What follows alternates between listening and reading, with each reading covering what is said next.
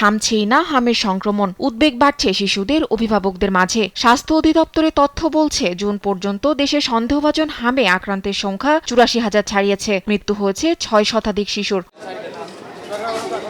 বাংলাদেশ শিশু হাসপাতালে ২৪ ঘণ্টায় আরও ১২ রোগী ভর্তি সহ চিকিৎসাধীন ১০০ জন, আর মহাখালী ডিএনসিসি হাসপাতালে ৯৭ রোগী সহ চিকিৎসাধীন ৩৪৫ জন। আক্রান্ত শিশুদের নিয়ে আতঙ্কিত স্বজনরা। জ্বর, হাম, এই সমস্যা, জ্বর ৭ একসাথে ধরে কুমিল্লা দেখাইছিলাম, দেখার পরে আজকে আবার ঢাকা নিয়ে এসেছি।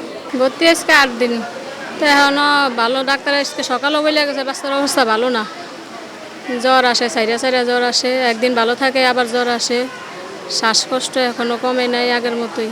চট্টগ্রামের বিভিন্ন হাসপাতালে বর্তমানে ভর্তি রয়েছে ২১৭ জন রোগী। এর মধ্যে নিশ্চিতভাবে হামের রোগী শনাক্ত হয়েছে ১১৫ জন। চট্টগ্রাম মেডিকেল কর্তৃপক্ষ বলছেন, হাম রোগী দ্রুত সংক্রমিত হওয়ায় তাদের জন্য আলাদা করে সেবা ওয়ার্ড চালু করা হয়েছে এবং আইসিইউ বেড ৫ থেকে ১৫টি করা হয়েছে। মোটামুটি ছিল, তো এখানে আসছে, ওষুধ দিছে, প্রথমে বাড়ছে, এখন আল্লাহ দিলে কমের দিকে আছে।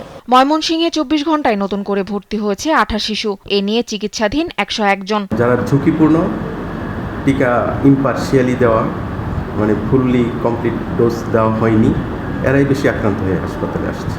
আর যারা টিকা দেওয়া নেই তাদের যেমন আক্রান্তের হার বেশি এবং তাদের বেশি, মৃত্যুর হারও বেশি। সিলেট বিভাগে হামে এখন পর্যন্ত মৃত্যু ৬৯ জনের। বর্তমানে সিলেট বিভাগের বিভিন্ন হাসপাতালে হামের উপসর্গ নিয়ে চিকিৎসাধীন রয়েছেন ২৪৩ জন রোগী।